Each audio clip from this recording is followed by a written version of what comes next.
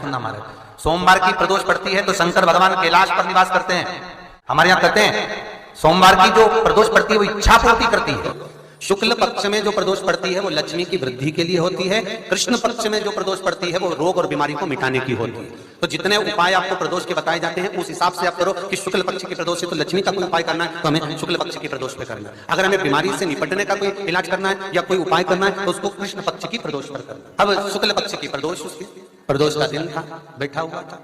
मान लो अगर कहीं आप कोई नौकरी के लिए अप्लाई कर रहे, लॉकडाउन में सर्विस छूट गई, कई लोगों की छूट, कंपनियां कई बंद भी हो गई, कई कंपनियों से निकाल भी दिया गया, कहीं पत्नी परेशान हो रही है, कहीं पति परेशान हो रहा है, आप कहीं अप्लाई कर रहे हो तो जैसा माता उमा ने प्रदोष काल में, प्रदोष के समय पर, प्रदोष काल के अंतर्गत बेलपत्री का स्मरण किया है, वो बेलपत्र का स्मरण अगर संसार का मनुष्य कर लेता है तो महाराज ब्रह्मविद्या पुराण कहती है कि उस जीव का ऐसा कोई कार्य नहीं जो सफल नहीं होता। महाराज मेरा निवेदन रहेगा, किसी एग्जाम में आप बैठ रहे हो, इंटरव्यू के लिए जा रहे हो, किसी कार्य के लिए जा रहे हो, नौकरी नहीं लग रही, सर्विस नहीं लग रही, तो महाराज तांबे के कलश में 11 बेलपत्र को रखा जाए और तांबे के कलश में 11 बेलपत्र रखकर उसमें 11 सफेद पुष्प को डाला जाए, लाल चंदन घिसकर कटोरी में लेकर जाइए। प्रदोष के दिन, शुक्ल पक्ष का जो प्रदोष पड़ जाए उसके दिन शंकर के शिवलिंग पर लाल चंदन लपेटने से पहले शंकर की जो जलाधार, शंकर भगवान का संपूर्ण परिवार जलाधारी में विराजमान है। शिव महापुराण कहती है, माता उमा का चरित्र कहता है, कोई एग्जाम में बैठ रहे हो, कोई कंपटीशन एग्जाम में बैठ रहे हो और चाहते हो कि मेरी नौकरी इसमें लगना ही चाहिए, तो लाल चंदन का लेपन आपको इस पूरी जलाधारी पर करना है। लाल चंदन का लेपन पूरी जलाधारी पर करना। और महाराज जी जिस कलश में आपने घर से 11 बेलपत्र और 11 सफेद पुष्प जल के अंदर डालकर लाए हो, उसको आप चढ़ाएंगे तो इस तरह से चढ़ाएंगे कि उसका भाग हमें दिखे चढ़ते समय, ऐसे नहीं चढ़ाना, उसको चढ़ाते समय इस तरह से चढ़ाएं कि वो जल का भाग हमारी ओर गिरता हुआ। महाराज जब आप वो समर्पित कर दें, बेलपत्र पुष्प आदि सभी चीजें, उस चंदन का एक थोड़ा सा भाग पूरी जलाधारी पर हाथ फेर कर अपने दरवाजे पर आते आते उसका स्पर्श कर दें। जिस दरवाजे से आप एग्जाम देने के लिए जाओगे, जिस घर से आप जाओगे, अपने घर के किसी भी दरवाजे पर उसका हाथ लगा दें या कोई स्थान को छू लें।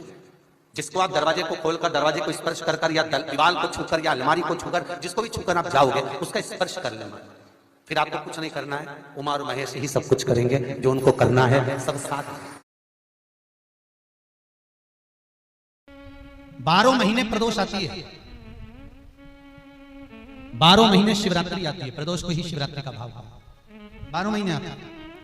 अगर व्यापार ना चले, दुख तकलीफ ज्यादा हो, कष्ट ज्यादा हो, बहुत टेंशन जिंदगी में चल रहा हो, कोई काम हो ही नहीं रहा, कोई दिक्कत ही दिक्कत है, व्यापार सही ना चल रहा हो, कष्ट ही कष्ट हो,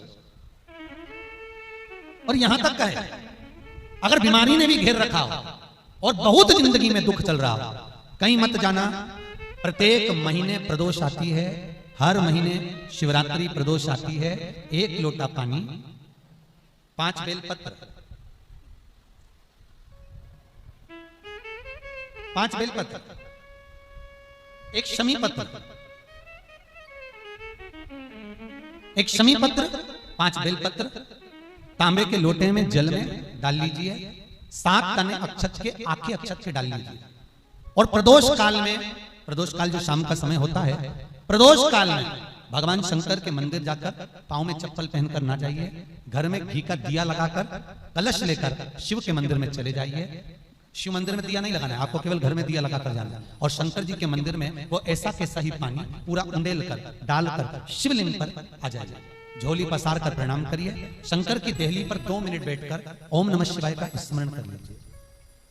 ओम नमः शिवाय भी आपको बोलना बताया था कि सौभाग्यवती नारी स्त्री नमः शिवाय ओम बोले और पुरुष ओम नमः शिवाय।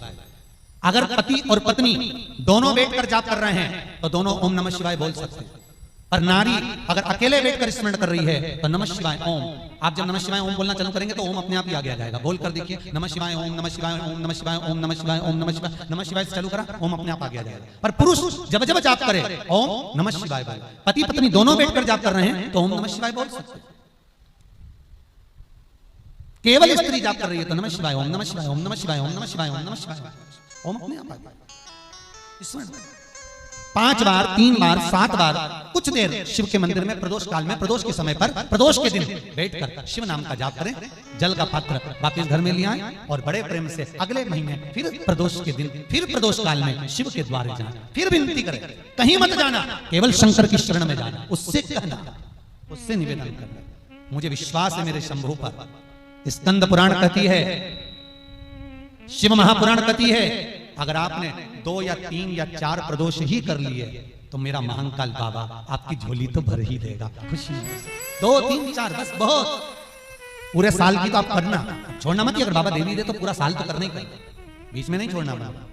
कई बार स्त्रियां सोचती हैं कि बीच में रजस्वला धर्म आ जाता है तो हम नहीं जा सकते, तो घर का कोई व्यक्ति जाए, पर करना पूरे महीने की, मतलब हर महीने में एक बार कैलेंडर में जाके निशान लगा लो, लिखा हुआ रहता है प्रदोष, निशान लगा लो कि इस दिन मुझे जाना है शिव मंदिर, नमन करना, अपनी दिल की बात बाबा भोलेनाथ से कहना, अपने मन का बात मुझे शिव से कहना, बस विचार कर लिया।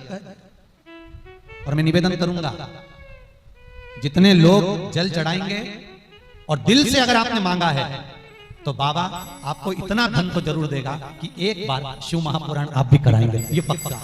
बाबा इतना तो देगा, ये विश्वास से कहता हूं।